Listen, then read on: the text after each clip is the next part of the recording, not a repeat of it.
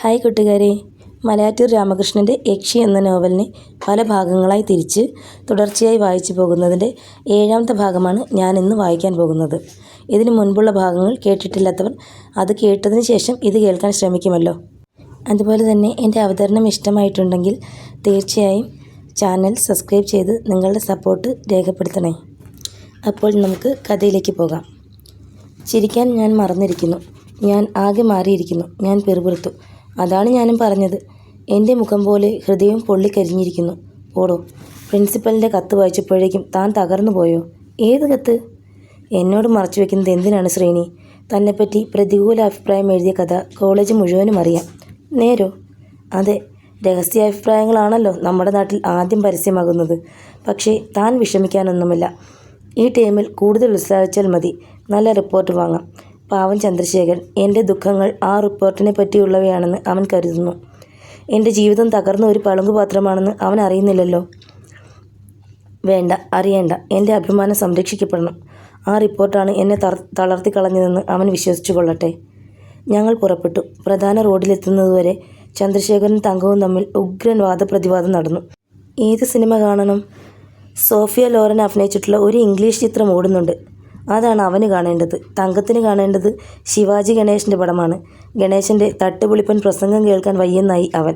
അങ്ങനെ അവർ തർക്കിച്ചു. താൻ എന്തു പറയുന്നു? എൻ്റെ അഭിപ്രായം അവൻ ചോദിച്ചു. രാജ്ഞിമാർ ഉത്തരവിടുന്നു, ഞാൻ ഓർമ്മിപ്പിച്ചു. ഞങ്ങൾ ഗണേശനെ കാണാൻ തന്നെയാണ് പോയത്. തിയേറ്ററിലെത്തി വളരെ നേരം കഴിഞ്ഞേ പടം തുടങ്ങിയുള്ളൂ. ബാൽക്കണിയിൽ മുൻനിരയിൽ ഞങ്ങളിരുന്നു. മുമ്പിലുള്ള അഴികളിൽ കാല് കയറ്റി വയ്ക്കാമല്ലോ. അന്ന് സിനിമ മുഴുവൻ കാണാൻ കഴിഞ്ഞില്ല. ഒരു അപകടമുണ്ടായി. ഇൻ്റർവെൽ സമയത്ത് ഞങ്ങൾ താഴെയുള്ള ക്യാൻറ്റീനിൽ കാപ്പി കുടിക്കാൻ പോയി. സിനിമ വീണ്ടും തുടങ്ങാറായിട്ടും രാഗിണി ക്യാൻറ്റീൻ വിട്ടു പോരാനുള്ള ഭാവമൊന്നും കാണിച്ചില്ല. അവൾ തങ്കത്തിനോട് അതുമിതും സംസാരിച്ചു കൊണ്ടിരുന്നു. ഒന്ന് എഴുന്നേൽക്കാമോ? ചന്ദ്രശേഖരൻ ചോദിച്ചു. സിനിമ തുടങ്ങിയില്ലല്ലോ, രാഗിണി പറഞ്ഞു. വലിയ രസമുള്ള സിനിമയൊന്നും അല്ലല്ലോ. കുറേ കണ്ടില്ലെന്ന് വെച്ച് തരക്കേടൊന്നും വരാനില്ല, തങ്കം അഭിപ്രായപ്പെട്ടു. അതാണ് അപ്പോഴേ പറഞ്ഞത്, സോഫിയ ലോറനെ കാണാമെന്ന്. ചന്ദ്രശേഖരൻ നെറ്റിച്ചുളിച്ചു. തങ്കത്തിനോട് രാഗിണി പിന്നെയും സംസാരിച്ചു കൊണ്ടിരുന്നു. രാജ്ഞിമാരുടെ ചർച്ച അവസാനിക്കട്ടെ, കാത്തു നിൽക്കുക തന്നെ, ചന്ദ്രശേഖരൻ പറഞ്ഞു. ഞങ്ങൾ മാറി നിന്നു. അപ്പോൾ തിയേറ്ററിനകത്ത് വലിയ കോലാഹലം കേട്ടു. എന്തോ പൊളിഞ്ഞു വീഴുന്ന ശബ്ദം, കൂട്ട നിലവിളി. ആളുകൾ വെളിയിലേക്ക് ചാടുന്നു. എന്താണത്? രാഗിണി ചോദിച്ചു. മറുപടി പറയാതെ ഞങ്ങൾ മുന്നോട്ട് നീങ്ങി. എന്താണ് സംഭവിച്ചത്? ഉത്സവ സ്ഥലത്ത് ആന പിണങ്ങിയ മട്ടുണ്ട്. വെളിയിലേക്ക് ഒരാളെ താങ്ങിക്കൊണ്ട് വരുന്നത് കണ്ടു. തല പൊട്ടി ചോരയൊലിക്കുന്നു.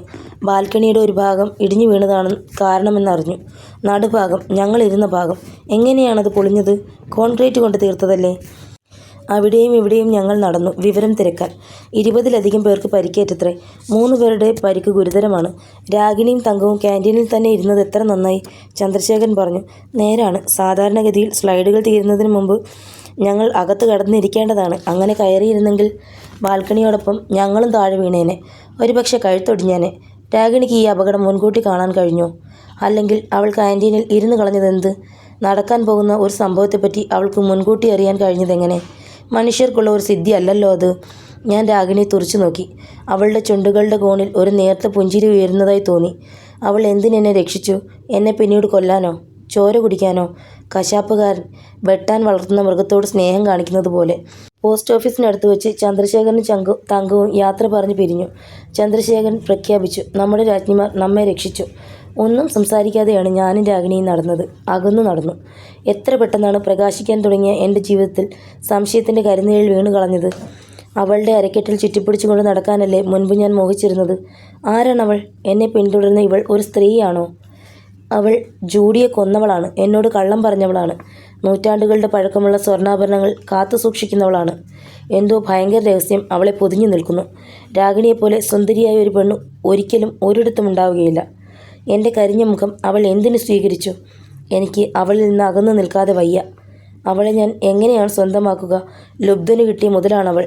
ഉപയോഗപ്പെടുകയില്ല. അവൾ യക്ഷിയാണ്. തൊട്ടുകൂടാ. എങ്കിലും നിശബ്ദരായി അങ്ങനെ നടക്കുമ്പോൾ ഞാൻ ഇളകിപ്പോയി. എത്ര സുന്ദരമായ തോളുകൾ, എത്ര ആകർഷകമായ നിതംബം. ഞാൻ ഒരു പടക്കുതിരയെ പോലെ കിതച്ചു. തളർച്ച പറ്റിയ ഒരു പടക്കുതിരയെ പോലെ. എൻ്റെ മോഹം വളർന്നു. കഴുത്തിന് പിന്നിലുള്ള ഞരമ്പുകൾ പിടച്ചു നിന്നു. തലയിൽ ചോര ഇരച്ചു കയറി. ഞാൻ വിയർത്തു. ഞങ്ങളുടെ വളഞ്ഞു പൊളഞ്ഞ ഇടവഴിയിലെത്തിയപ്പോൾ ഞാൻ ഒരു തീരുമാനമെടുത്തു കഴിഞ്ഞിരുന്നു. ഒരിക്കലെങ്കിലും രാഗിണി എൻ്റേതാവണം. അവൾ യക്ഷിയാണെങ്കിലും എനിക്ക് അവളെ അനുഭവിക്കണം, ഇന്ന് തന്നെ. ഇന്നു രാത്രി തന്നെ. അപ്പോൾ മഴ പെയ്തു തുടങ്ങി. രാഗിണി എന്നോട് ചേർന്നു നടന്നു. അവൾ സാരിത്തുമ്പ് എൻ്റെ തലയുടെ മുകളിൽ പിടിച്ചു. വീട്ടിലെത്തി. രാഗിണിയാണ് ആദ്യം അകത്ത് കടന്നത്. അവളുടെ കാലുകൾ തറയിൽ തൊട്ടിരുന്നില്ല. ഞാൻ വിയർത്തു കുളിച്ചു. മഴ പെയ്തതുകൊണ്ട് ഗേറ്റിന് മുന്നിൽ ചെറിയ ചെളിയുണ്ടായിരുന്നു. ഞാൻ അകത്ത് കയറി. ഒരു ടോർച്ച് ലൈറ്റ് എടുത്തുകൊണ്ട് വെളിയിൽ വന്നു. അവളുടെ കാലുകൾ തറയിൽ തൊട്ടിരുന്നില്ലെന്ന് എനിക്ക് വെറുതെ തോന്നിയതാണോ? തൊട്ടിരുന്നെങ്കിൽ ചെളിയിൽ കാൽപ്പാടുകൾ കാണാം. ഞാൻ ടോർച്ച് മിന്നിച്ചു നോക്കി. അത്ഭുതം! ആ ചെളി മുഴുവൻ താറുമാറായി കിടന്നിരുന്നു. സർവത്ര ഇളകി മറിഞ്ഞിരിക്കുന്നു. ആരോ എന്തോ അവിടെ തന്നെ നിന്നുകൊണ്ട് നൃത്തം വെച്ചതുപോലെ. എൻ്റെ കാൽപ്പാടുകൾ പോലും കാണാനില്ല. അവൾ തെളിവ് നശിപ്പിച്ചിരിക്കുന്നു. അവളെ എൻ്റേതാക്കണമെന്ന ഞാൻ ഏതാനും മിനിറ്റുകൾക്ക് മുൻപാണ് ആഗ്രഹിച്ചത്. പക്ഷേ അന്ന് രാത്രിയിലും ഞാൻ ഒറ്റയ്ക്ക് കിടന്നു. ഓഫീസ് മുറിയിൽ വെറും തറയിൽ രക്ഷയാണവൾ. അന്ന് രാത്രിയിൽ ആ ഗാനം എന്നെ ഉണർത്തി. വാക്കുകളില്ലാത്ത ഗാനം, മൃദുല ഭാവങ്ങളുടെ മായാവാഹിനി, ഒരു കാമുകൻ്റെ ഗാനം. ഗാനം അടുത്തടുത്ത് വന്നു. അത് പാലമരത്തിനടുത്തെത്തി. അപ്പോൾ പാലമരം അലൗകികമായ വെളിച്ചത്തിൽ കുളിച്ചു നിന്നു. ആരാണിങ്ങനെ പാടുന്നത്? ഗന്ധർവനോ? മാളികയിലിരിക്കുന്ന സുന്ദരിയെ നോക്കി ഒരു പടിഞ്ഞാറൻ കാമുകൻ സെരനേഡ് നടത്തുന്ന ചിത്രം മുൻപിൽ ഉയർന്നു. പടിഞ്ഞാറൻ കാമുകൻ്റെ കയ്യിൽ ഗിറ്റാർ മാത്രമേ കാണൂ. ഗന്ധർവൻ്റെ കയ്യിൽ സമസ്ത വാദ്യോപകരണങ്ങളുമുണ്ട്. പെട്ടെന്ന് ആ ഗാനം അത്യുച്ചത്തിലായി. പിന്നെ പൊടുന്നനെ തന്നെ നിലച്ചു. പ്രഭാത ഭക്ഷണം കഴിച്ചുകൊണ്ടിരുന്നപ്പോൾ രാഗിണി ചോദിച്ചു, എന്താണ് വല്ലാതിരിക്കുന്നത്? എന്തെങ്കിലും ഓർത്ത് വിഷമിക്കുകയാണോ? ഞാൻ വിഷമിച്ചത് നിനക്കെന്താണ്? അവൾ കരഞ്ഞു. എൻ്റെ മുതുകിൽ തല ചായച്ചു പിടിച്ചുകൊണ്ടാണ് അവൾ കരഞ്ഞത്. ഞാൻ ആശ്വസിപ്പിക്കാൻ ശ്രമിച്ചില്ല. മിനിറ്റുകൾ കഴിഞ്ഞു. എന്നിട്ടും അവൾ കരച്ചിൽ നിർത്തിയില്ല. മാറൂ, ഞാൻ എഴുന്നേൽക്കട്ടെ? അവൾ മാറി. ഒരു വെള്ളച്ചാട്ടം പോലെയാണ് കണ്ണീരൊലിച്ചിരുന്നത്. ഞാൻ എന്ത് തെറ്റ് ചെയ്തു പറയൂ, അവൾ അപേക്ഷിച്ചു. തെറ്റും ശരിയും പങ്കിട്ട് പറയാൻ ഞാൻ ആരാണ്? ഞാൻ ഒഴിഞ്ഞു മാറി. ഞാൻ ആലോചിക്കുകയായിരുന്നു. നീ ആരാണ്? യക്ഷിയാണോ? നിന്റെ ഉദ്ദേശം എന്താണ്? എങ്കിലും ആ ചോദ്യങ്ങളൊന്നും ഞാൻ ചോദിച്ചില്ല. ഞാൻ മൃദുല ചിത്തനാണ്. കണ്ണുനീർ തുടർച്ചയായി കണ്ടുകൊണ്ടിരിക്കാൻ എനിക്ക് വയ്യ. ഒരു പിശാച് എൻ്റെ മുന്നിൽ വന്ന് നിന്ന് തുടർച്ചയായി കരഞ്ഞാൽ പോലും ഞാൻ ഇളകിപ്പോകും. അവളുടെ കണ്ണുനീർ എന്നെ സ്പർശിക്കുന്നുണ്ടെന്ന് രാഗിണി മനസ്സിലാക്കി. എൻ്റെ മുന്നിൽ അവൾ വന്നു നിന്നു. പെട്ടെന്ന് എന്നെ ആലിംഗനം ചെയ്തു. എന്നെ ചുംബിക്കാൻ ശ്രമിച്ചപ്പോൾ ഞാൻ മുഖം തിരിച്ചു കളഞ്ഞു. എൻ്റെ മുതുകിൽ പിണച്ചു ചേർത്തിരുന്ന അവളുടെ കൈകൾ താണു. അവൾ എന്നെ വിട്ടു. ഏങ്ങലടിച്ചുകൊണ്ട് അവൾ ചോദിച്ചു, ആദ്യമായി നാം ഇവിടെ വന്ന രാത്രി ഓർമ്മയുണ്ടോ? അന്ന് ഞാൻ ചുംബിച്ചപ്പോൾ ശ്രീനി ഇങ്ങനെ മുഖം തിരിച്ചു കളഞ്ഞില്ല. ഞാനൊന്നും പറഞ്ഞില്ല. വീണ്ടും കണ്ടപ്പോൾ റോഡിൽ വെച്ച് പോലും എന്നെ ശ്രീനി ചുംബിച്ചു. ഞാൻ മൗനം ദീക്ഷിച്ചു. വിവാഹത്തിന് ശേഷം ഇന്നലെയാണ് ആദ്യമായി എൻ്റെ കൂടെ പുറത്തേക്ക് ഇറങ്ങുന്നത്. കന്യാകുമാരി യാത്രയ്ക്ക് ശേഷം. അതുതന്നെ ചന്ദ്രശേഖരൻ്റെ നിർബന്ധം കൊണ്ടാണ്. ഞാൻ ഒന്നും പറയാൻ കൂട്ടാക്കിയില്ല. എന്നെ വിവാഹം ചെയ്യാൻ ശ്രീനിക്ക് എത്ര തിടുക്കമായിരുന്നു. അന്ന് രാത്രി ഞാൻ പാവാടയും ബ്ലൗസും ധരിച്ചു വന്നപ്പോൾ ശ്രീനി എന്നെ കെട്ടിപ്പിടിച്ചില്ലേ? എൻ്റെ വയറിൽ തലോടിയില്ലേ? അതൊക്കെ മറന്നോ? ഇത്ര വേഗം എന്നെ വേണ്ടതായോ? പറയൂ. ആയിരം തവണ ശ്രീനി വാഴ്ത്തിയ എൻ്റെ സൗന്ദര്യം നിർത്തൂ. ഞാൻ അലറി. ഞാൻ നിർത്തുകയില്ല ശ്രീനി. ഞാൻ ശ്രീനിയുടെ ഭാര്യയാണ്. ഞാനൊരു സ്ത്രീയാണ്. എൻ്റെ ശരീരം എൻ്റെ ഭർത്താവിന് നിഷിദ്ധമായി പോയത് എന്താണെന്ന് എനിക്കറിയണം. ഞാൻ എഴുന്നേറ്റു. രാഗിണി എന്നോട് വാദപ്രതിവാദത്തിന് തയ്യാറെടുക്കുകയാണ്. എത്ര ചതുരമായി അവൾക്ക് സംസാരിക്കാൻ കഴിയുന്നു. കണ്ണുനീരും വാക്ചാതുരിയും ഒത്തുചേർന്നാൽ ഞാൻ കീഴടങ്ങിപ്പോകും. പാടില്ല. ഞാൻ വെളിയിലേക്ക് ഇറങ്ങി ഓടി. റോഡിൽ ഇറങ്ങിയപ്പോൾ വനജയെ കണ്ടു. അവൾ ഒരു തുണിക്കടയിൽ നിന്ന് ഇറങ്ങി വരികയാണ്. ഒരു പാക്കറ്റ് കയ്യിലുണ്ട്. സാരിയോ അതോ മെയ്ഡൻ ഫോം ബ്രേസിയറോ അങ്ങനെ വല്ലതുമാവണം. സൗന്ദര്യം കടകളിൽ നിന്ന് വാങ്ങാം. പക്ഷേ എൻ്റെ രാഗിണിയുടെ സൗന്ദര്യം കൃത്രിമമല്ല. അതിന് ലിപ്സ്റ്റിക്കും പെർമനൻ്റ് വേവും റൂഷും മെയ്ഡൻ ഫോമും ഒന്നും വേണ്ട. വനജയെ നേരിടാൻ ഞാൻ തയ്യാറല്ലായിരുന്നു. ലെക്ചർ ക്ലാസ്സിന് പുറത്തു വെച്ച് അവളെ അടുത്ത കാലത്തൊന്നും കണ്ടിട്ടില്ല. എന്നെ അവൾ കണ്ടു. സാർ, അവൾ വിളിച്ചു. അടക്കമില്ലാത്ത പെണ്ണ്. സാർ, ഞങ്ങളെ ആരും വിവരം അറിയിച്ചില്ലല്ലോ. എന്ത് വിവരം? കല്യാണം കഴിച്ച വിവരം. അറിയിക്കാൻ എന്തിരിക്കുന്നു? അറിയിക്കാതെ പിന്നെ അറിയിക്കണമെന്ന് തോന്നിയില്ല. സാറിന് ഇപ്പോഴും എന്നോട് ദേഷ്യമാണ്. അങ്ങനെയൊന്നുമില്ല. നല്ല കുട്ടിയാണോ? സുന്ദരിയായിരിക്കും. അതെ, എനിക്ക് കാണണം. ഞാൻ സാറിൻ്റെ കൂടെ വരാം. ഇനിയൊരിക്കലാവട്ടെ. പ്ലീസ് സാർ, എനിക്ക് ധൃതിയുണ്ട്. നേരമായി. കോളേജുള്ള ദിവസമാണ്. വനജ പൊട്ടിച്ചിരിച്ചു. ആര് പറഞ്ഞു? അപ്പോഴാണ് ഞാൻ ഓർത്തത് അവധി ദിവസമാണ്. ഞാൻ കൂടെ വരട്ടെ സാർ? ഞാൻ മിണ്ടിയില്ല. എന്താ സാർ, ഞാൻ വരുന്നത് മിസ്സസ് ശ്രീനിവാസിന് ഇഷ്ടമാവുകയില്ലേ? തുടങ്ങി. എന്തൊരു നാവാണ് ഈ പെണ്ണിന്. എന്നെ ചൊടിപ്പിക്കാൻ നോക്കുന്നു. മിസ്സസ് ദേഷ്യപ്പെടുമെങ്കിൽ ഞാൻ വരുന്നില്ല സാർ. ദേഷ്യപ്പെടാൻ എന്തിരിക്കുന്നു? എന്നാൽ പോകാം സാർ, പ്ലീസ്. ഓ, അവൾ എന്നെ പുച്ഛിക്കുകയാണോ? അവളോട് സന്മാർഗത്തെപ്പറ്റി പറഞ്ഞവനാണ് ഞാൻ. എൻ്റെ സൗന്ദര്യം നശിച്ചപ്പോൾ ആരെങ്കിലും സന്തോഷിച്ചെങ്കിൽ അത് വനജയാണ്. അവൾക്കിപ്പോൾ എൻ്റെ ഭാര്യയെ കാണണം. ഞാൻ ഏതോ കരിമ്പൂതത്തിനെ വിവാഹം ചെയ്ത് കൊണ്ടുവന്നിരിക്കുകയാണെന്നാവും അവൾ കരുതുന്നത്. അവൾ രാഗിണിയെ കാണട്ടെ. കണ്ടില്ലെങ്കിൽ അവൾ കോളേജ് മുഴുവനും നടന്നു പറയും, ഞാൻ ശ്രീനി സാറിൻ്റെ ഭാര്യയെ കാണണമെന്ന് പറഞ്ഞു. സാർ സമ്മതിച്ചില്ല. വെളിയിൽ കാണിക്കാൻ കൊള്ളുന്നതല്ല. ഒരു ഹിഡുമ്പി, തറോലി അഗ്ലി. ഞങ്ങൾ എൻ്റെ വളഞ്ഞു പുളഞ്ഞ ഇടവഴിയിലേക്ക് കടന്നു. അപ്പോൾ ഞാൻ വിചാരിച്ചു വനജയ്ക്ക് നിരാശയുണ്ടാകാൻ പോകുന്നു. എൻ്റെ ഭാര്യയുടെ സൗന്ദര്യം വനജയുടെ അടക്കമില്ലാത്ത നാവിന് കയറിടും. അവളുടെ പരിഹാസത്തിൻ്റെ ഉറവകൾ വറ്റിപ്പോകും. 4-5 മാസമായാലും സാർ കല്യാണം കഴിഞ്ഞിട്ട്. എന്നിട്ട് ഇതുവരെ വെളിയിലെങ്ങും കൊണ്ടുവന്നില്ലല്ലോ. കോളേജ് നാടകത്തിന് എല്ലാ പ്രൊഫസർമാരും ലെക്ചറർമാരും വന്നിരുന്നു, അവരുടെ ഭാര്യമാരും. വനജ പറഞ്ഞു. ഓ, കൊണ്ടുവന്നില്ല, അത്ര തന്നെ. വിജയലക്ഷ്മി കാണാറുണ്ടോ സാർ? ഇല്ല, ഞാനെന്തിനു കാണണം? വിജയലക്ഷ്മിക്ക് അറിയാമോ? എന്ത്? സാർ കല്യാണം കഴിച്ച കാര്യം? അറിയാമായിരിക്കും. വനജ അറിഞ്ഞില്ലേ? വിജയലക്ഷ്മിയുടെ മാരേജ് ഉറച്ചു. ഓഹോ, ഫോറിൻ സർവീസിലുള്ള ഒരാളാണ് വരൻ. വളരെ ഹാൻസമാണത്രേ. നല്ലത്. ഞാൻ അത്ര വേഗം മടങ്ങുമെന്ന് രാഗിണി അറിഞ്ഞിരുന്നില്ല. ഒരു പെൺകുട്ടി ഒന്നിച്ച്. രാഗിണിയുടെ കണ്ണുകൾ അപ്പോഴും നനഞ്ഞിരുന്നു. ഞങ്ങളെ കണ്ടപ്പോൾ രാഗിണി പറഞ്ഞു, ഇരിക്കൂ, ഞാനിതാ വരാം. കണ്ണുനീർ കഴുകിക്കളയാൻ പോയതാണ്. സംസാരിക്കാനുള്ള ശക്തി വനജയ്ക്ക് നഷ്ടപ്പെട്ടു പോയെന്ന് തോന്നി. രാഗിണി പോയ വഴി തന്നെ നോക്കി നിൽക്കുകയായിരുന്നു അവൾ. ഇരിക്കൂ, ഞാൻ പറഞ്ഞു. ഒരു അത്ഭുതം കണ്ടതുപോലെയാണ് വനജ പെരുമാറിയത്. രാഗിണിയുടെ സൗന്ദര്യം അവളെ അത്ഭുതപ്പെടുത്തിയിരിക്കുന്നു. മറിച്ച് എങ്ങനെ വരാനാണ്? സാരി ഉടുത്ത വൈരൂപ്യത്തെയാണല്ലോ അവൾ പ്രതീക്ഷിക്കുന്നത്. Very beautiful. അങ്ങനെ തുറന്ന് പ്രശംസിക്കാതിരിക്കാൻ വനജയ്ക്ക് കഴിഞ്ഞില്ല. എൻ്റെ ഭാര്യ ഒരു സുന്ദരിയായിരിക്കുമെന്ന് കരുതിയില്ല അല്ലേ? അവൾക്ക് മറുപടി പറയാനാവുന്നതിന് മുൻപ് രാഗിണി മടങ്ങി വന്നു. വനജയെപ്പോലെ പൗഡർ ഇട്ടിട്ടില്ല, തലമുടിയിൽ ജാലവിദ്യകളൊന്നും കാണിച്ചിട്ടില്ല. അലങ്കാരമെന്ന് വിളിക്കാവുന്നത് നെറ്റിയിൽ ചെറിയ പൊട്ട് മാത്രമാണ്. ബാക്കിയെല്ലാം ദൈവം കൊടുത്തതാണ്. വനജ രാഗിണി തന്നെ നോക്കിയിരുന്നു. പരിചയപ്പെടുത്തിയില്ലല്ലോ?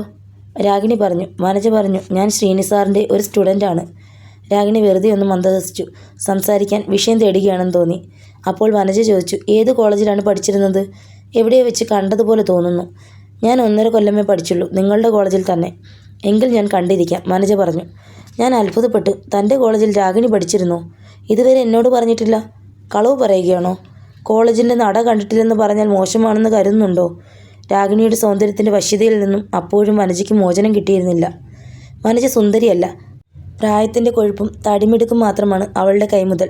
അവളുടെ കൈത്തണ്ടിൽ കറുത്ത രോമം കാണാം, മോഹത്തിൻ്റെ കാട് പോലെ. അകത്തേക്ക് കടന്നു വന്ന ഒരു കൊച്ചു കാറ്റ് വനജയുടെ മടിയിൽ കിടന്ന 2 ബില്ലുകൾ തറയിലേക്ക് പറപ്പിച്ചു. ഞാനാണ് അവ പെറുക്കിയെടുത്തത്. ഒരു bill Anne French hair remover വാങ്ങിയതിനുള്ളതാണ്. കൈത്തണ്ടിലെ കാട് കളയാൻ വാങ്ങിയതാണോ? സൗന്ദര്യം ഷോപ്പുകളിലെ കണ്ണാടി ഷെൽഫുകൾ വിൽപ്പനയ്ക്ക് വച്ചിരിക്കുന്നു. രാഗിണിയുടെ സൗന്ദര്യം എത്ര കണ്ടിട്ടും മതിയാവാത്ത മട്ടിലാണ് വനജ പെരുമാറിയത്. അവളുടെ തുറിച്ചുനോട്ടം രാഗിണിയെ അല്പം ലജ്ജാവതിയാക്കിയെന്ന് തോന്നുന്നു. പുതിയ പരിചയക്കാരോട് സംസാരിക്കാൻ പ്രയാസമാണ്. സംഭാഷണത്തിന് വിഷയങ്ങൾ തേടിയെടുക്കാൻ ഞെരുങ്ങും. അതുകൊണ്ട് സംഭാഷണം ഇടയ്ക്കിടെ മുറിയും, നിശബ്ദത നീളും. ആദ്യമായി കാണുന്ന ഭർത്താവിൻ്റെ വിദ്യാർത്ഥിനിയോട് എന്താണ് സംസാരിക്കേണ്ടതെന്ന് രാഗിണി തലപുകഞ്ഞ് ആലോചിക്കുകയായിരുന്നു. ഒടുവിൽ വനജയുടെ പാക്കറ്റ് നോക്കിക്കൊണ്ട് അവൾ ചോദിച്ചു, ഷോപ്പിങ്ങിന് പോയിരുന്നോ? അതെ, ഒരു സാരി വാങ്ങി, പിന്നെ 1-2 ടോയ്ലറ്റ് ആർട്ടിക്കിൾസും. അതിനെ തുടർന്നൊന്നും രാഗിണി ചോദിക്കാഞ്ഞതിലാവണം വനജ എൻ്റെ നേർക്ക് തിരിഞ്ഞത്. സർ, ഞങ്ങളെ പേര് പറഞ്ഞ് പരിചയപ്പെടുത്തിയില്ല. സോറി. ഞാൻ 2 ആളെയും പേര് പറഞ്ഞ് പരിചയപ്പെടുത്തി. രാഗിണി ഇത്ര ലവ്ലിയാണെന്ന് ശ്രീനി സാർ ഞങ്ങളോടൊന്നും പറഞ്ഞില്ല. വനജ രാഗിണിയെ പ്രശംസിക്കാൻ നോക്കി. രാഗിണിയുടെ മുഖം ലജ്ജ കൊണ്ട് ചുവന്നു. വളരെ ഷൈ ആണെന്ന് തോന്നുന്നല്ലോ. വനജ ഒരു അഭിപ്രായം രേഖപ്പെടുത്തി. അങ്ങനെയൊന്നുമല്ല, ഞാൻ ഇടപെട്ടു. Extremely lovely. വനജ വീണ്ടും പറഞ്ഞു. എന്തിനാണ് ഇവൾ പിന്നെയും രാഗിണിയുടെ സൗന്ദര്യത്തെപ്പറ്റി പറയുന്നത്? എന്തിനേയും പരിഹസിക്കുന്നവളാണ് വനജ. പക്ഷേ ഇപ്പോൾ അവൾ കലവറ കൂടാതെ പ്രശംസിക്കുന്നു. അവൾ അത്ഭുതപ്പെടുന്നുണ്ടാവും, തീർച്ച. ഈ മുഖമില്ലാത്ത ശ്രീനി സാറിൻ്റെ പിന്നാലെ ഈ മടയി വന്നത് എന്താണ്? രാഗിണി എന്താവും ചിന്തിക്കുന്നത്? സൗന്ദര്യത്തെപ്പറ്റി പറയേണ്ടത് ഭർത്താവാണ്. പറഞ്ഞാൽ മാത്രം പോരാ, അത് നുകരുകയും വേണം. പക്ഷേ അദ്ദേഹം എന്നെ ചുംബിക്കുന്നില്ല. ഞാൻ ചുംബിക്കാൻ ശ്രമിച്ചാൽ മുഖം തിരിച്ചു കളയുന്നു. എൻ്റെ ശരീരം അദ്ദേഹത്തിന് നിഷിദ്ധമായിരിക്കുന്നു. ഇന്ന് ക്ലാസ് ഇല്ലേ? രാഗിണി ചോദിച്ചു. എങ്ങനെയെങ്കിലും സംഭാഷണം തുടരണ്ടേ? അവധിയാണ്. ആട്ടെ, രാഗിണി എങ്ങനെ സമയം ചിലവാക്കുന്നു? വെളിയിൽ ഉറങ്ങുന്നൊന്നുമില്ലേ? വനജ തിരക്കി. എനിക്ക് വീട്ടുജോലിയില്ലേ? അങ്ങനെ ഒഴിവു സമയമൊന്നുമില്ല. എൻ്റെ മാനം സംരക്ഷിക്കാൻ രാഗിണി കളവ് പറഞ്ഞതല്ലേ? എന്താണ് ഇവിടെ വീട്ടുജോലി? കാര്യമായിട്ടൊന്നുമില്ല. പക്ഷേ ഭർത്താവ് തന്നെ എങ്ങും കൊണ്ടുപോകുന്നില്ലെന്ന് പറഞ്ഞുകൂടല്ലോ. ഒരു യക്ഷി തൻ്റെ ഭർത്താവിൻ്റെ മാനം കാത്തു സൂക്ഷിക്കാൻ നോക്കുന്നു. എത്ര ജോലിയുണ്ടെങ്കിലും വൈകുന്നേരമെങ്കിലും പുറത്തിറങ്ങണ്ടേ? ക്ലബ്ബിൽ വല്ലതും ചേരണം, വനജ ഉപദേശിച്ചു. അതിനൊന്നും സമയം കിട്ടുകയില്ല. രാഗിണി മന്ദഹസിക്കാൻ ശ്രമിച്ചു. വനജ ഹോസ്റ്റലിലും കോളേജിലും പരത്താനിടയുള്ള ഒരു വാർത്ത എൻ്റെ ഭാവനയിൽ ഉദിച്ചു. ശ്രീനി സാറിൻ്റെ ഭാര്യ കാണാൻ തരക്കേടില്ല. പക്ഷേ താനീ കൺട്രിയാണ്. വീട്ടുജോലി ചെയ്യാനേ സമയമുള്ളത്രേ. ശ്രീനി സാറിൻ്റെ കുറ്റമാണ്. എൻ്റെ കുറ്റമോ?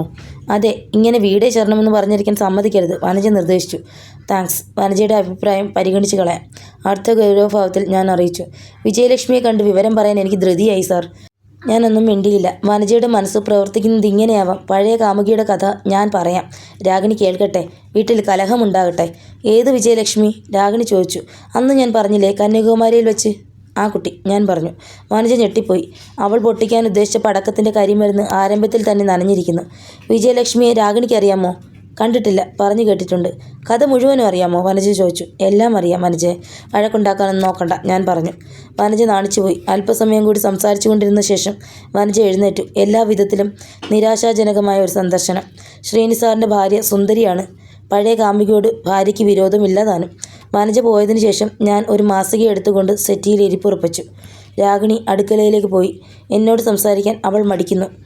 ഞാൻ കലഹിച്ച് പിരിഞ്ഞു അല്പം മുമ്പ് മാത്രമല്ലേ. വനജ വന്നില്ലായിരുന്നെങ്കിൽ ഞാൻ മടങ്ങുമായിരുന്നോ? എവിടെയെങ്കിലും ചുറ്റിത്തിരിഞ്ഞേനെ. ഞാൻ രാഗിണിയോട് അനുതാപമില്ലാതെ പെരുമാറുകയാണോ? ആളുകളുടെ വിമർശനം ശരിയാണ്. വിളക്കെടുത്ത് കുടത്തിലടച്ചു വെച്ചിരിക്കുകയാണ് ഞാൻ. ചന്ദ്രശേഖരൻ പറഞ്ഞത് തന്നെയാണ് വനജയും പറഞ്ഞത്. എല്ലാവരും അങ്ങനെ തന്നെ പറയും. അതിസുന്ദരിയായ ഭാര്യയെ വീട്ടിൽ അടച്ചു വെക്കുന്ന ഭർത്താവിനെ പറ്റി ആളുകൾ എന്ത് വിചാരിക്കും? അയാൾക്ക് പേടിയാണ് മറ്റു വല്ലവരും ഭാര്യയെ നോക്കുമോ എന്ന്. എന്നെപ്പറ്റി മറ്റൊന്നുകൂടി പറഞ്ഞേക്കാം. അയാളുടെ മുഖം കരിഞ്ഞു പോയില്ലേ? കൊള്ളാവുന്ന ചെറുപ്പക്കാരെ ഭാര്യ കണ്ടുകൂടെന്നാണ് നിർബന്ധം.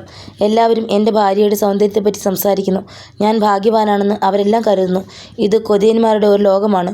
ഭൂരിപക്ഷം ആളുകൾക്കും സൗന്ദര്യം കുറഞ്ഞ പെണ്ണുങ്ങളെയാണ് ഭാര്യമാരായി കിട്ടുന്നത്. സുന്ദരിമാരുടെ ഭർത്താക്കന്മാരോട് അവർക്ക് അസൂയ തോന്നും. ആ സുന്ദരിമാരെ ആർത്തിയോടെ അവർ തുറച്ചു നോക്കും. മനസ്സുകൊണ്ട് ആ സുന്ദരിമാരെ അവർ വസ്ത്രാക്ഷേപം ചെയ്യും. ഇപ്പോഴും എൻ്റെ രാഗിണിയെ ഞാൻ അനുഭവിച്ചിട്ടില്ല. ഇങ്ങനെ ഞാൻ തോൽക്കുന്നത് എന്താണ്? അവൾക്ക് കരയാതിരിക്കാൻ കഴിയുമോ? മീട്ടപ്പെടാത്ത മണിവീണ. ഞാനൊരു മടയനാണ്. ഒരു തോൽവി മറ്റൊന്നിലേക്ക് നയിക്കുന്നു. എനിക്ക് ആത്മവിശ്വാസം ഉണ്ടാകണം. എങ്കിൽ എല്ലാം നേരെയാവും. രാഗിണി എന്നെപ്പറ്റി ആരോടും കുറ്റം പറഞ്ഞിട്ടില്ല. വനജയോട് പോലും. വീട്ടുജോലിയുണ്ടെന്ന് കള്ളമാണ് പറഞ്ഞത്. ഭർത്താവ് ഒരു മുരടനാണെന്ന് ആരും മനസ്സിലാക്കിക്കൂടാ. പാപം രാഗിണി. ഞാൻ അവളെ വേദനിപ്പിക്കുന്നു. ഇമ്മട്ടിലൊക്കെ ചിന്തിച്ചപ്പോൾ എനിക്ക് ആ മാസികയിൽ ശ്രദ്ധ പതിപ്പിക്കാൻ കഴിഞ്ഞില്ല. രാഗിണിയോട് മാപ്പ് ചോദിക്കണം. ഞാൻ എഴുന്നേറ്റു. രാഗിണിയെ അടുക്കളയിൽ കണ്ടില്ല. കുളിമുറിയിൽ ശബ്ദം കേട്ടു. ശ്രദ്ധിച്ചു. രാഗിണി കുളിക്കുകയാണ്. ഞാൻ കതകിൽ തട്ടി. ആര്? ഞാൻ തന്നെ. രാഗിണി, തുറക്കൂ. ഞാൻ കുളിച്ചു തീർന്നില്ല. സാരമില്ല, തുറക്കൂ. എൻ്റെ ക്ഷമ നശിച്ചു. ഞാൻ കതക് ആഞ്ഞു തള്ളി. ഇളകി നിൽക്കുന്ന ബോൾട്ട് താഴെ വീണു. എൻ്റെ ഭാര്യയെ ഞാൻ ആദ്യമായി കണ്ടു. നൂൽബന്ധമില്ലാതെ. അവളുടെ നനഞ്ഞ തലമുടിയും നനഞ്ഞ ശരീരവും കണ്ടപ്പോൾ എൻ്റെ തലയിലെ ചോര ഇരച്ചു കയറി. ഞാൻ കിതച്ചു തുടങ്ങി. എൻ്റെ സകല നിയന്ത്രണവും പമ്പ കടന്നു. ഞാൻ അവളെ കടന്നു പിടിച്ചു. ശരീരം തണുത്തിരിക്കുന്നു. വെള്ളത്തിൻ്റെ മുത്തുകൾ പുക്കളിലേക്ക് ഒഴുകിപ്പോന്നു. ഞാൻ അവളുടെ തലമുടി പിടിച്ചു മാറ്റി കഴുത്തിന് പിന്നിൽ ഉമ്മ വെച്ചു. ശ്രീനി. ആനന്ദഭരിതയായി അവൾ എൻ്റെ നെഞ്ചിൽ ചേർന്നു നിന്നു. ഞാൻ ഉന്മത്തനായി. എൻ്റെ രാഗിണി എന്നെങ്കിലും. ഞാൻ അവളെ കിടക്കറയിലേക്ക് താങ്ങിയെടുത്തുകൊണ്ടുപോയി. ഞാൻ ശക്തനാണ്. എൻ്റെ മാംസപേശികൾ ദൃഢമാണ്. രാഗിണി എൻ്റെ കൈകളിൽ ഒരു നനഞ്ഞ തൂവൽ പോലെയാണ് കിടന്നത്. ഞാൻ ഭയപ്പെടരുത്. ആ വാഴക്കൂട്ടത്തെപ്പറ്റി ചിന്തിക്കരുത്. മുമ്പുണ്ടായ പരാജയങ്ങളെക്കുറിച്ച് ഓർക്കരുത്. എൻ്റെ മുൻപിൽ പ്രതീക്ഷകളോടെ കിടക്കുന്ന നഗ്നയായ രാഗിണിയെപ്പറ്റി മാത്രമേ ഞാൻ ചിന്തിക്കാവൂ. എൻ്റെ ഞരമ്പുകൾ കഴുത്തിന് പിന്നിൽ തടിച്ചു നിന്നു. ഞാൻ വിയർത്തു കുളിച്ചു. മിനിറ്റുകൾ കഴിഞ്ഞിരിക്കുന്നു. ഞാൻ വീണ്ടും തോറ്റിരിക്കുന്നു. പോകരുതേ. കിടക്കയിൽ നിന്ന് രാഗിണിയുടെ ശബ്ദമുയർന്നു. ഉത്കടമായ വേദനയാണ് ആ വാക്കുകളിൽ തുളുമ്പി നിന്നത്. ഒന്നും മിണ്ടാതെ ഞാൻ പുറത്തു വന്നു. എൻ്റെ സംശയങ്ങൾ വീണ്ടും ഉയർന്നു. രാഗിണി യക്ഷിയാണ്. കരുതി നടക്കണം. ഒരു യക്ഷിയുടെ ശരീരം നിഷിദ്ധമാണ്. തൊട്ടുകൂടാ. എന്നെ വിട്ടു പോവുകയില്ലെന്ന് പറഞ്ഞുകൊണ്ട് അന്ന് രാത്രി പാലമരത്തിൻ്റെ ചുവട്ടിൽ അവൾ നിന്നപ്പോൾ എനിക്ക് സംശയങ്ങളൊന്നും ഉണ്ടായിരുന്നില്ല. നേരം വെളുക്കുമ്പോൾ ഒരു സബ് രജിസ്ട്രാറുടെ മുമ്പിൽ വച്ച് എൻ്റെ വധുവാകേണ്ട അവളെ ഞാൻ കിടക്കയിൽ കൊണ്ടുവന്നിട്ടപ്പോൾ യക്ഷികളെപ്പറ്റിയൊന്നും ഞാൻ ചിന്തിച്ചിരുന്നില്ല. എന്നിട്ടും ഞാൻ തോറ്റു. എൻ്റെ ബുദ്ധിക്ക് മനസ്സിലാക്കാൻ കഴിയാത്തത് ശരീരത്തിന് മനസ്സിലായതല്ലേ. ആലോചിക്കും തോറും അങ്ങനെയാവണമെന്ന് തോന്നി. ഒരു യക്ഷിയെ പ്രാപിച്ചാൽ മരിച്ചു പോകും. മനസ്സിന് തെറ്റുപറ്റും. യക്ഷിയെ കണ്ടാൽ വെറുമൊരു സുന്ദരിയാണെന്ന് മനസ്സ് തെറ്റിദ്ധരിക്കും. പക്ഷേ ശരീരം കൂടുതൽ കരുതലോടെ പെരുമാറുന്നു. അത് ഒരു രക്ഷാകവചം കണ്ടുപിടിച്ചിരിക്കുന്നു. അതുകൊണ്ടാണ് ഞാൻ കിടപ്പറയിൽ തോറ്റത്. കന്യാകുമാരിയിൽ ഹണിമൂണിന് ചെന്നിട്ടും ഉറങ്ങിപ്പോയത്. കന്യാകുമാരിയിൽ വച്ച് വായിൽ നിന്ന് ചോര വന്നത് എന്ത്? മണലിൽ ബോധം മറ്റു വീണപ്പോൾ കല്ല് കൊണ്ടതാണെന്നും മറ്റും പറഞ്ഞാൽ വിശ്വസിക്കാൻ വയ്യ. ഫോം റബ്ബർ മത്തയിൽ മൂർച്ചയുള്ള സാധനങ്ങളൊന്നുമില്ല. എന്നിട്ടും ചോരയൊലിച്ചു. തലയണയിൽ നിണം പുരണ്ടു. രാഗിണി യക്ഷിയാണ്. എൻ്റെ ചോര ഊറ്റി കുടിക്കാനാണ് അവൾ ശ്രമിച്ചത്. രക്തം അവളുടെ പ്രിയപ്പെട്ട പാനീയമാണ്. ടൊമാറ്റോ സൂപ്പ് കാണുമ്പോഴും അവൾ രക്തത്തെക്കുറിച്ച് ഓർമ്മിക്കുന്നു. ഞാൻ കാണുന്ന സ്വപ്നത്തിൽ അവളുടെ ചുണ്ടുകളിൽ നിന്നും ചോര ഇറ്റി വീഴുന്നു. അവളോട് ഒരു ഭർത്താവിനെ പോലെ പെരുമാറിയാൽ ഞാൻ മരിക്കും. അത് പാടില്ല. അതുകൊണ്ടാണ് കിടക്കറയിൽ ഞാൻ അപ്രാപ്തനാവുന്നത്. എൻ്റെ ശരീരം ഒരു രക്ഷാകവചം കണ്ടുപിടിച്ചിരിക്കുന്നു. ഒടുവിലുണ്ടായ എൻ്റെ പരാജയം രാഗിണിയെ വല്ലാതെ സ്പർശിച്ചു. അടുത്ത തവണ അവളുടെ ഡയറി പരിശോധിച്ചപ്പോൾ കണ്ട കുറിപ്പ് ഇതാണ്. ആശകളെല്ലാം കരിഞ്ഞുവെന്ന് തീരുമാനിച്ച ശേഷം ഒരു കൂമ്പ് ഉയരുന്നത് കണ്ടാൽ ആനന്ദം പതഞ്ഞൊഴുകും. കുളിമുറിയിൽ ശ്രീനി കടന്നു വന്നപ്പോൾ ഞാൻ എത്രമാത്രം സന്തോഷിച്ചെന്നോ. എൻ്റെ കഴുത്തിന് പിന്നിൽ ചുംബിച്ചു. എന്നെ വാരിയെടുത്തു കൊണ്ടുപോയി. എന്നിട്ടും എന്നിട്ടും ഇതെന്തെങ്കിലും തരത്തിലുള്ള രോഗമാണോ? ഞാൻ എങ്ങനെ ചോദിക്കും? ആരോട് പറയും? ഈശ്വരാ, ഇങ്ങനെയൊരവസ്ഥ ഒരു പെൺകുട്ടിക്കും ഉണ്ടാകരുതേ. എന്നെ ശ്രീനി അകറ്റി നിർത്തുന്നത് ഈ കുഴപ്പം കൊണ്ടാണോ? എല്ലാം നേരെയാവണേ. രോഗമോ എൻ്റെ കഴിവുകേട് ഒരു രക്ഷാകവചമാണ്. എന്നെ അപകടപ്പെടുത്താൻ ഞാൻ സമ്മതിക്കുകയില്ല. അവൾ കൂടെ കൂടെ കരയുന്നത് ഒരു പതിവായി. എന്തോ നഷ്ടപ്പെട്ടതുപോലെ. എല്ലാം തന്ത്രമാണ്. എൻ്റെ ഭാര്യ സുന്ദരിയാണെന്ന് പറയുകയും അതുകൊണ്ട് എന്നോട് അസൂയ വെച്ച് പുലർത്തുകയും ചെയ്യുന്ന ആളുകൾ അറിയുന്നുണ്ടോ എൻ്റെ ദുരവസ്ഥ? എപ്പോഴും കരുതലോടെ കഴിയണമെന്ന് വന്നാൽ എന്തൊരു ബുദ്ധിമുട്ടാണ്. മനസ്സിൽ എന്തൊരു സംഘർഷമാണ്. അനുഭവിച്ചെങ്കിലേ അറിയാൻ പറ്റൂ. ഞാൻ എങ്ങനെയാണ് ഈ ദുർഘടത്തിൽ നിന്ന് മോചനം നേടുന്നത്? അങ്ങനെ തകർന്ന ഹൃദയത്തോടെ ഭയങ്കരമായ സംശയങ്ങളോടെ ഞാൻ ദിവസങ്ങൾ തള്ളി നീക്കി. എൻ്റെ രാഗിണി, അന്നൊന്നും ഞാൻ നിന്നെ മനസ്സിലാക്കിയില്ല. രക്തദാഹമുള്ള ഒരു യക്ഷിയാണ് നീയെന്ന് ഞാൻ തെറ്റിദ്ധരിച്ചു. എൻ്റെ ബീഭത്സമായ മുഖം തേടി നീ വന്നത് അതിഭയങ്കരമായ ഒരു ഉദ്ദേശത്തോടെയാണെന്ന് ഞാൻ വിചാരിച്ചു. എൻ്റെ മടിയിൽ കിടന്നുകൊണ്ട് നീ നിൻ്റെ കഥ മുഴുവനും പറഞ്ഞപ്പോഴാണ് ഞാൻ പരമാർത്ഥം അറിഞ്ഞത്. എത്ര വൈകിപ്പോയി. നീ പുകച്ചുരുളുകളായി മാറി. എന്തുകൊണ്ടാണ് നീ നേരത്തെ എന്നോട് നിൻ്റെ കഥ പറയാഞ്ഞത്? എനിക്ക് കവിഹൃദയമുണ്ടെന്ന് നീ പലപ്പോഴും സൂചിപ്പിച്ചു. എന്തുകൊണ്ട് തെളിച്ചു പറഞ്ഞില്ല?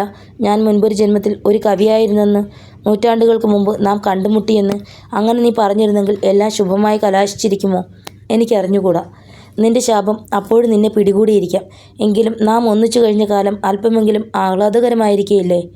സംശയത്തിൻ്റെ കടുത്ത വിഷം ശരീരത്തിൽ കലരാതിരിക്കാൻ സൂക്ഷിക്കാൻ കഴിയുമായിരുന്നില്ലേ? നടന്നത് നടന്നു. ഒന്ന് മാത്രം നീ മനസ്സിലാക്കുമോ രാഗിണി?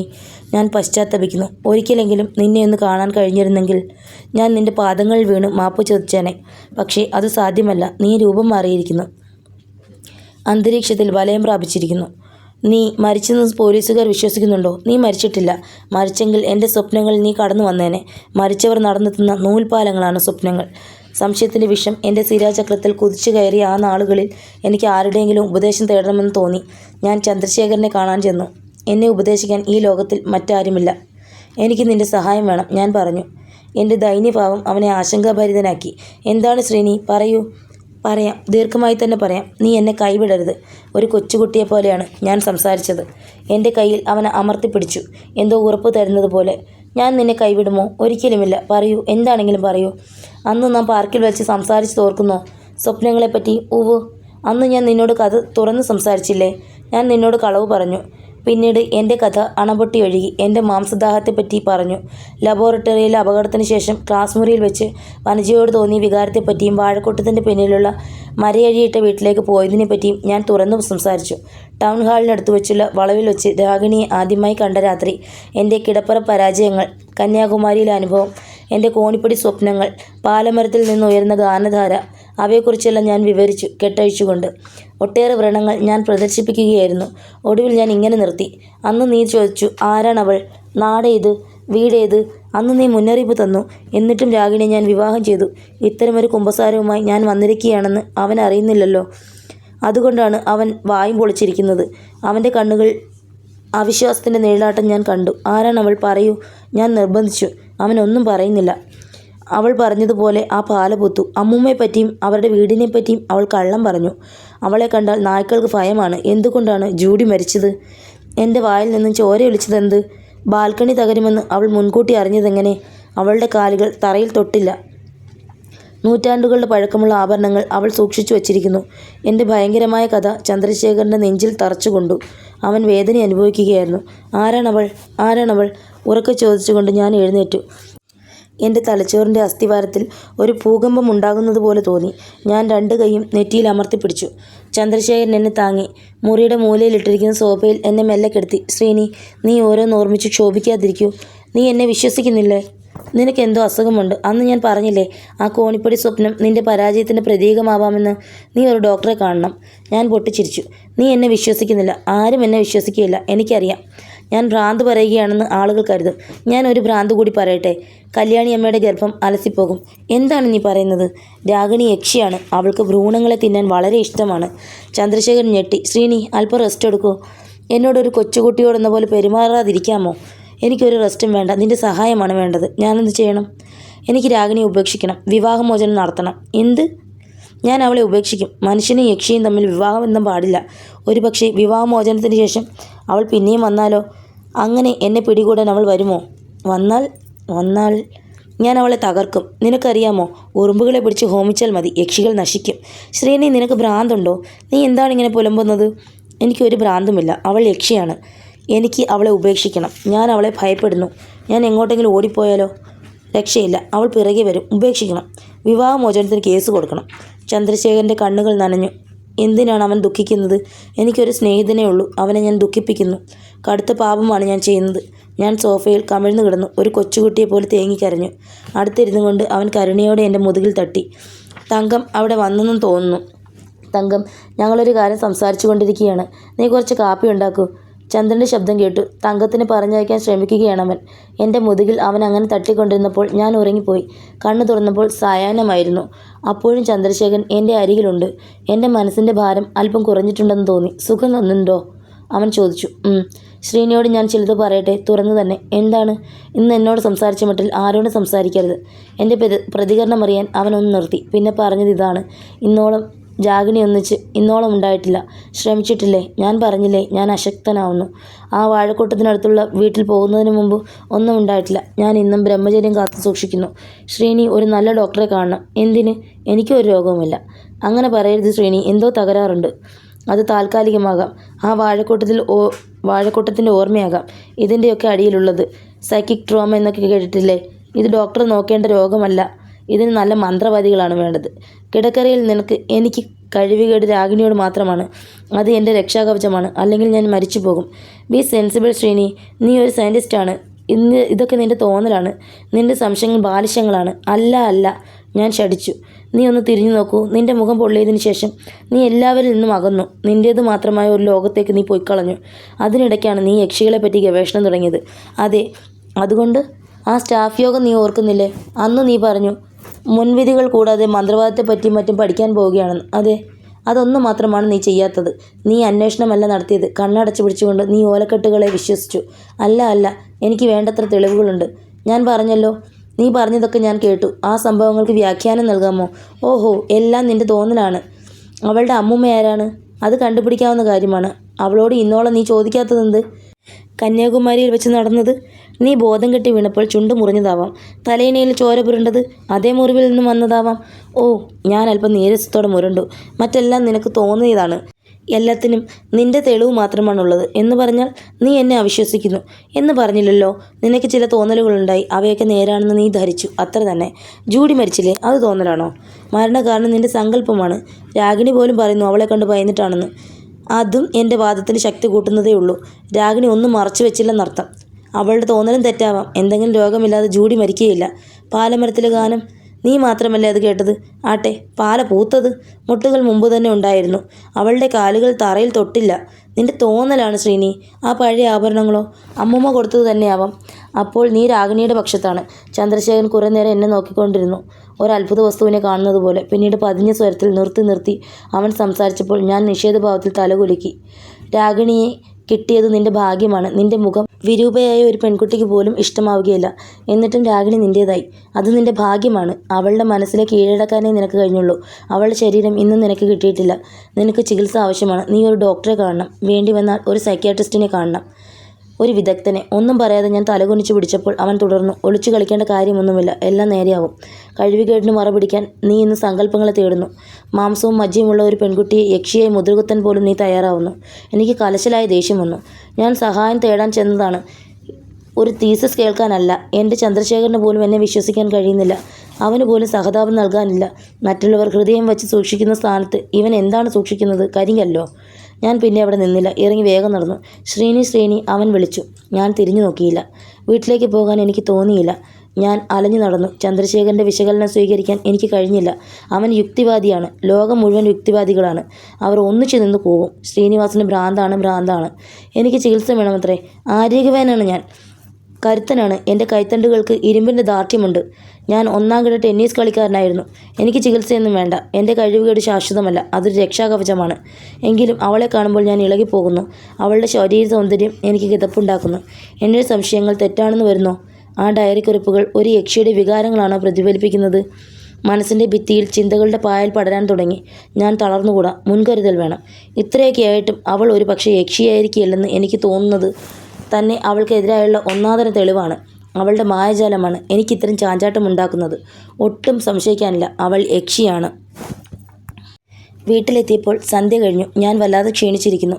എൻ്റെ കാലിലെ മാംസപേശികൾ പിരിമുറുക്കം കൂടിയ കമ്പികളാണെന്ന് തോന്നി. ഞാൻ ലൈറ്റിട്ടു. രാഗിണിയെ കണ്ടില്ല.